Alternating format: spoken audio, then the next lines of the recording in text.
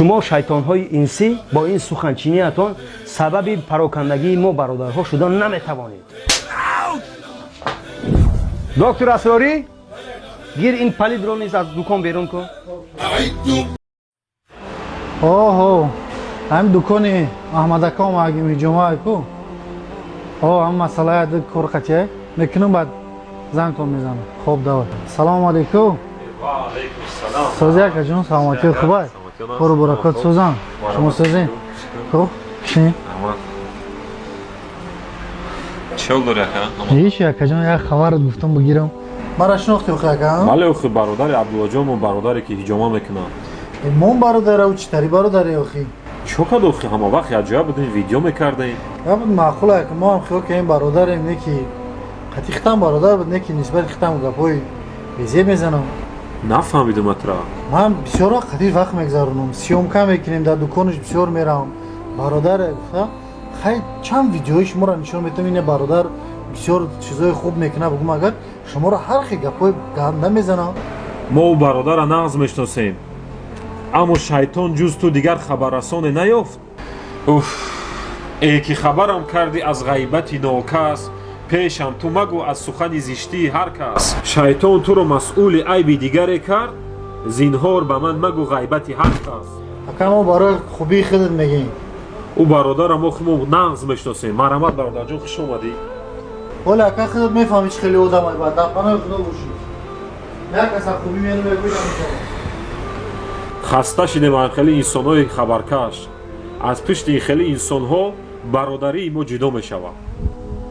الو لبای که عبدالله سعودی خوبی؟ الحمدلله برادرم. کجا اکا؟ در دکان هستم. دکان دی؟ یا پیشت بیام اکا زیارت کنم؟ مایلش آخر مایلش بیاین ان شاء الله. مایل خوب اکا جان میام وزی.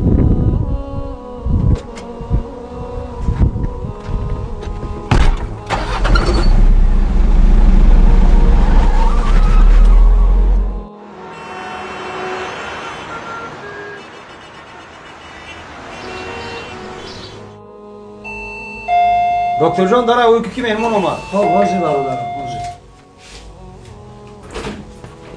بیا برادر. بیا. سلام علیکم. سوزی خوبی برادر جان. علیکم السلام. بیا شما. کی مهمون؟ مهمون اکا در جون. بیا السلام علیکم. شما دی مرحمت. الحمدلله شما چه خیلی خوبین؟ هیچ اکا جان خبر گفتم بگیرم. هی سلامت باشین. خوش اومدم بار دیگه. گیری از هرشینی کنین. اکا جان برای کاری مهم اومدیم پیشه. میدونی که ترا به خاطر الله دوستت میدارم. هم دلم طاقت نکرده که باید بگم ده هم گپ کنم.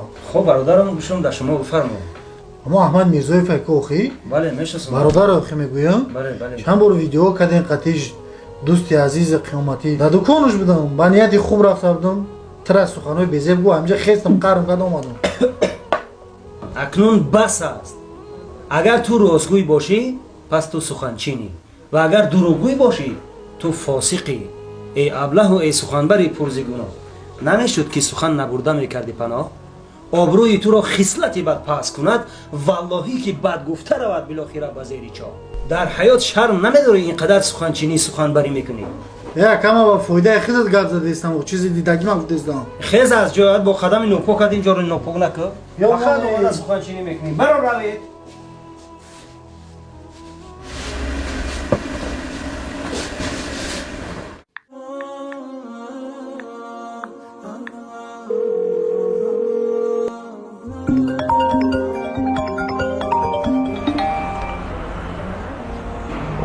السلام علیکم و رحمت الله و برکاته. اکا عبدالله.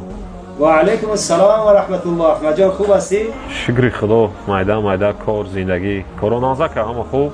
الحمدلله. خواستم که یک مثال ها را دوامش را از زبان شیرین شما شنوم. بفرمو برادر جان.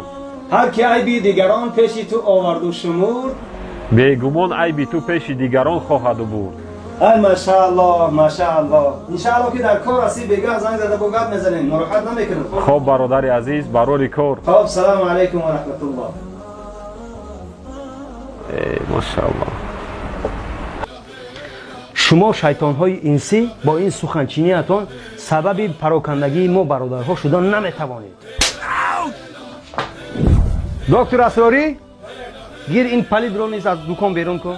أعدوا ما استطعتم أرهبوهم أقيموا الحرب حيث ثقفتموها خذوهم واحصروهم واقتلوهم يعذبهم وينصركم عليها ويشفي صدور قوم مؤمنين.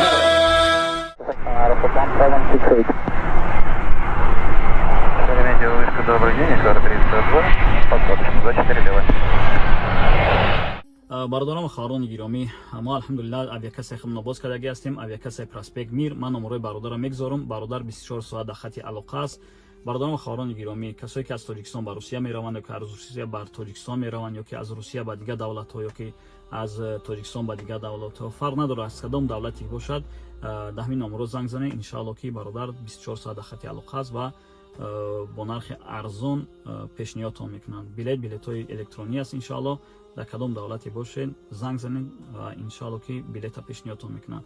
و برادران و خواهران گرامی، در این اویاکس ان شاء الله که ما جوابگو هستم. الله جزای خیرتان برای دستگیریتان. سلام علیکم و رحمت الله.